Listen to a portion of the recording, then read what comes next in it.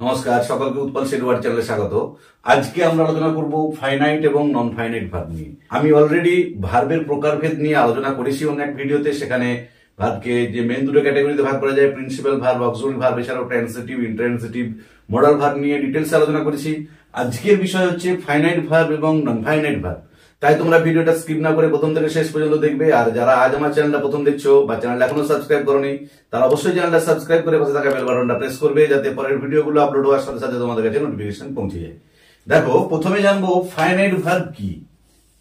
Finite verb কি? দেখো, finite ভার্বের বাংলা হলো সমাপিকা ক্রিয়া, আমরা জানি। তাহলে সমাপিকা ক্রিয়া বা ফাইনাইট ভার্ব কাকে বলে? না, যে ভার্বের সাহায্যে বাক্যের অর্থ সম্পূর্ণরূপে প্রকাশ পায় তাকে বলা হবে ফাইনাইট ভার্ব। দেখো, সহজভাবে বলতে গেলে যে ভার্ব সাবজেক্টের সঙ্গে যে এগ্রিমেন্ট কাজ করে, অর্থাৎ এর টেন্স, পারসন এবং নাম্বার অনুযায়ী ভার্বের রূপের পরিবর্তন ঘটে, তাকে বলা হবে ফাইনাইট ভার্ব। আবার বলছি, যে ভার্ব বা যে ক্রিয়াপদ বাক্যের অর্থ সম্পূর্ণরূপে প্রকাশ করে তাকে বলা হয় ফাইনাইট ভার্ব।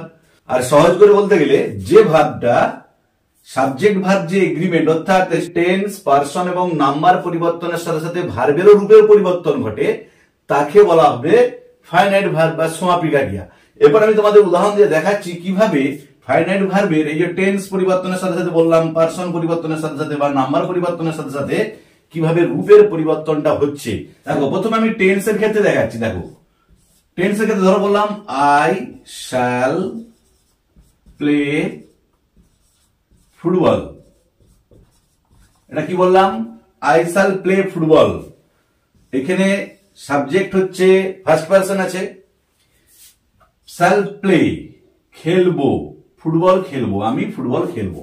দেখো, এটা হচ্ছে ফিউচার টেন্সে আছে। তাহলে আমি প্রথমে টেন্সের পরিবর্তনের সাথে সাথে বললাম না ভার্বের কি রূপের পরিবর্তন হচ্ছে সেটা দেখাবো। তারপরে ধরো এই একই সাবজেক্ট রেখে আই প্লে ফুটবল, আমি ফুটবল খেলি। দেখো, এখানে প্লেটা প্রেজেন্ট টেন্সে আছে। এখানে কি ছিল? Shall play. দেখো, এখানে কি হয়ে গেল? প্লে। আবার এই একই নাম্বার রাখি, একই সাবজেক্ট রেখে আই প্লেড ফুটবল, আমি ফুটবল খেলেছিলাম। দেখো, এখানে প্লেডটা পাস্ট টেন্সে আছে। তাহলে এই প্লে ভার্বটারই দেখো তিনটে টেন্সের ক্ষেত্রে তিনটে রূপ পরিবর্তন হলো। ফিউচারের ক্ষেত্রে শ্যাল প্লে হলো, প্রেজেন্টের ক্ষেত্রে প্লে হলো, পাস্টের ক্ষেত্রে প্লেড হলো। তাহলে এখন দেখাবো সাবজেক্টের নাম্বার অনুযায়ী কিভাবে ভার্বের রূপের পরিবর্তন হচ্ছে। ধরো বললাম হি গোজ টু স্কুল, সে বিদ্যালয়ে যায়। দেখো, হি মানে সে, একজনকে বোঝাচ্ছে, এটা কি সিঙ্গুলার নাম্বার, তাই দেখো ভার্বটা কি হয়েছে? গোজ। বা যদি আমি লিখি দে গো টু স্কুল, দেখো এখানে কি হলো? সাবজেক্টটা কি হয়ে গেছে? প্লুরাল নাম্বার হয়ে গেছে। দেখো, ভার্বটা কি হয়ে গেছে? গোজ থেকে গো হয়ে গেছে। তাহলে নাম্বার, সাবজেক্টের নাম্বার অনুযায়ী দেখো ভার্বের রূপের পরিবর্তন ঘটছে। ফাইনাইট ভার্বের ক্ষেত্রে কিন্তু এটা হয়।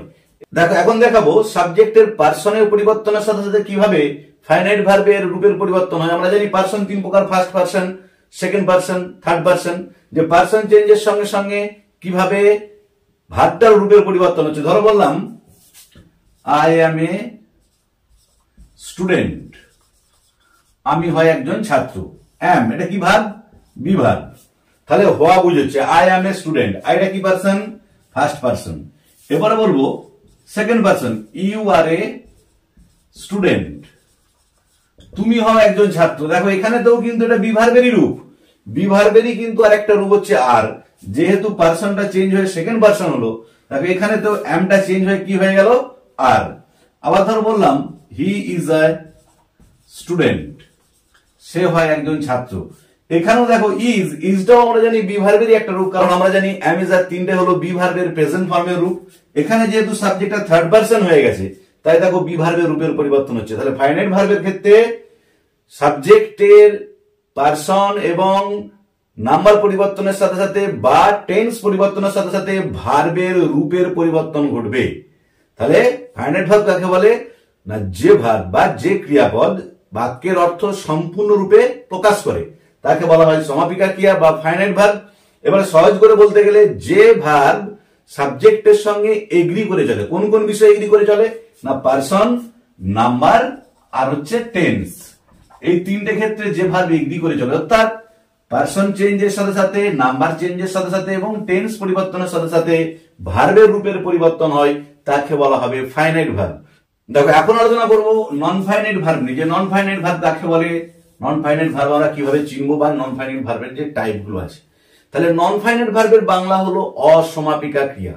না, যে ভার্বের সাহায্যে বাক্যের অর্থ সম্পূর্ণরূপে প্রকাশ পায় না, অর্থ প্রকাশের ক্ষেত্রে ফাইনাইট ভার্ব বা অন্য একটি ভার্বের উপর আমাদেরকে ডিপেন্ড করতে হয়, নির্ভর করতে হয়, তাকে বলা হয় নন ফাইনাইট ভার্ব।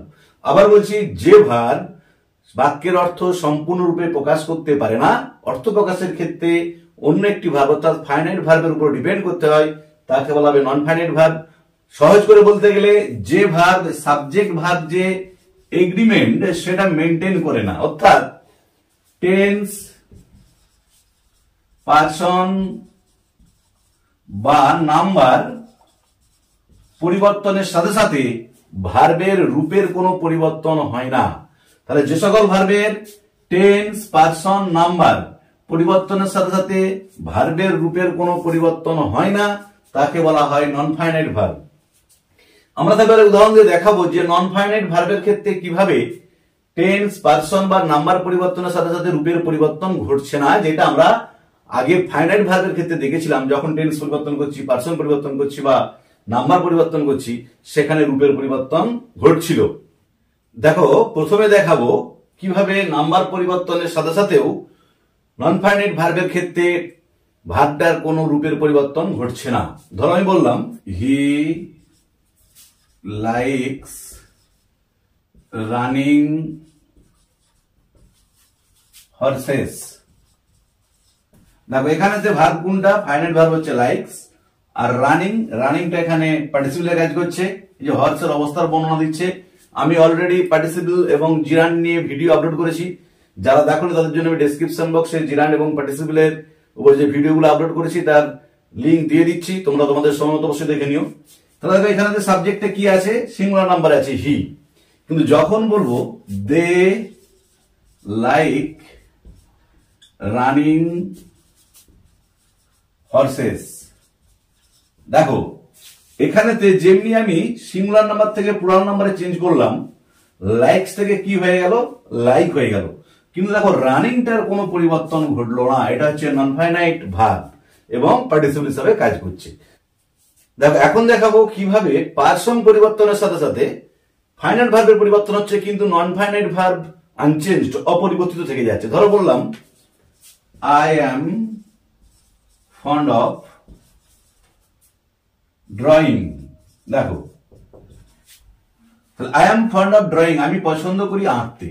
এখানে ড্রয়িংটা নন ফাইনাইট ভার্ব। দেখো এখানে কি আছে, সাবজেক্টটা ফার্স্ট পারসনে আছে, কিন্তু যখন বলবো he is fond of drawing, দেখো আমি কি করলাম, সাবজেক্টটাকে থার্ড পারসন করে দিলাম, ফার্স্ট পারসন থেকে থার্ড পারসন।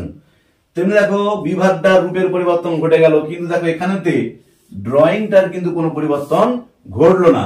আবার ধরো বললাম you are fond of drawing, দেখো এখানেতেও আমি আবার সাবজেক্টটাকে সেকেন্ড পারসনে পরিবর্তন করলাম। দেখো বিভাগটা সঙ্গে সঙ্গে আর ফর্মে চলে এলো, রূপের পরিবর্তন ঘটালো, কিন্তু ড্রয়িং যেটা নন ফাইনাইট ভার্ব তার রূপের কোনো পরিবর্তন ঘটলো না। তাই এখানেতে এটা কিসের কাজ করেছে, জিরান্ডের কাজ করেছে। তাহলে কি দেখলাম, নাম্বার চেঞ্জ যখন করলাম নন ফাইনাইট ভার্বের ক্ষেত্রে তার রূপের কোনো পরিবর্তন ঘটলো না, পারসনের ক্ষেত্রেও দেখলাম তার রূপের কোনো পরিবর্তন ঘটলো না। দেখো টেন্স পরিবর্তনের সাথে সাথেও দেখবো নন ফাইনাইট ভার্বের রূপের কোনো পরিবর্তন ঘটছে না। ধরো বললাম হি বট এ বুক টু রিড। দেখো এখানে কিসে আছে, বট, কিনেছিল, সে কিনেছিল একটা বই পড়ার জন্য বা পড়তে। দেখো এখানে বট হলো পাস্ট টেন্স আছে বলে দিয়ে, দেখো যখন বলবো she will buy a book to read, দেখো এখানেতে নন ফাইনাইট ভার্ব হচ্ছে টু রিডটা, এখানেতেও যা ফর্মে ছিল, এখানেতে যখন আমি উইল বাই করলাম ফিউচার টেন্স করে দিলাম, এখানেও কিন্তু টু রিড থেকে গেল, তার রূপের কোনো পরিবর্তন ঘটলো না। বা ধরো বললাম I buy a book to read. এখানে যেটা প্রেজেন্ট টেন্সে আছে, অথচ টু রিড যেটা নন ফাইনাইট ভার্ব তার রূপের কোনো পরিবর্তন ঘটছে না। তাহলে আমরা দেখলাম নন ফাইনাইট ভার্বের কিন্তু সাবজেক্ট ভার্ব এগ্রিমেন্ট মেনটেন করে না, এগ্রি করে না। অর্থাৎ বাক্যের টেন্স বা সাবজেক্টের পার্সন এবং নাম্বার অনুযায়ী নন ফাইনাইট ভার্বের রূপের কোনো পরিবর্তন হয় না, কিন্তু ফাইনাইট ভার্বের ক্ষেত্রে বাক্যের টেন্স এবং সাবজেক্টের নাম্বার এবং পার্সন অনুযায়ী রূপের পরিবর্তন ঘটে। তাহলে কি দেখলাম যে নন ফাইনাইট ভার্ব ভার্বের কাজটা করছে না, সেটা অপরিবর্তিত থেকে যাচ্ছে। তাহলে নন ফাইনাইট ভার্ব কিসের কাজ করে না, কখনো নাউনের কাজ করে, কখনো অ্যাডজেক্টিভের কাজ করে, কখনো অ্যাডভার্বের কাজ করে।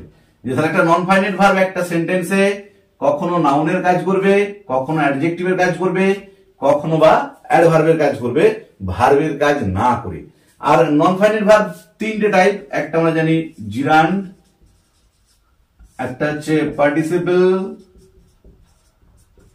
আর একটা হচ্ছে ইনফিনিটিভ।